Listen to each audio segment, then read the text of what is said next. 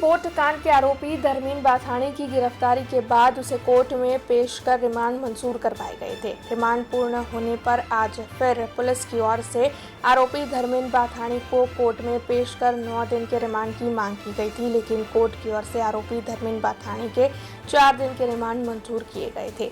इस मामले के मद्देनजर सरकारी वकील अनिल देसाई ने ज्यादा जानकारी दी। वडोदरानी अंदर तारीख 18/1/2024 रोज जे हरणी तળાવ ઉપર જે દુર્ઘટના થવા પામેલી, ત્યાં વાઘોડિયા રોડની ન્યૂ સનરાઈઝ સ્કૂલના છોકરાઓ પિકનિક માટે આવેલા હતા। તે વખતે આ પ્રોજેક્ટ ચલાવનાર ભાગીદારો તરફથી જે પ્રકારે નિષ્કાળજી રાખવામાં આવી છે, ગુનાહિત બેદરકારી રાખવામાં આવી છે, જેના કારણે 12 નાના ભૂલકાઓ અને 2 શિક્ષિકાઓના અપમૃત્યુ થયા છે।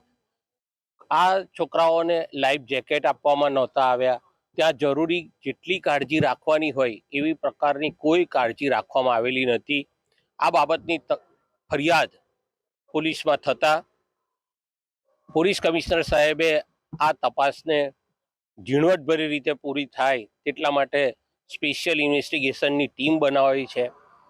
આ ગુનાના કામે અત્યાર સુધી કુલ 20 આરોપીઓ પકડાયેલા છે કે જે આ પ્રોજેક્ટની અંદર અલગ અલગ રીતે જવાબદારી નિભાવતા હતા, ભાગીદારો હતા, નફાની વહેંચણી કરતા હતા।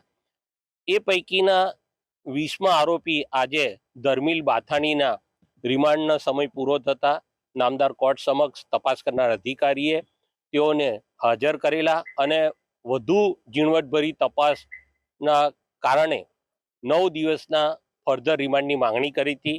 નામદાર કોર્ટે 4 દિવસના વધુ રિમાન્ડ આપ્યા છે। મંગળવાર તારીખ બપોરે 3 વાગ્યા સુધીના રિમાન્ડ આજે આ ધર્મીલ બાથાણીને આપ્યા છે। 1 મહિના સુધી નાસ્તો ભાગતો ફરતો હતો, પુરાવાના નાશ કરવા માટે મોબાઈલનો ઉપયોગ કર્યો છે।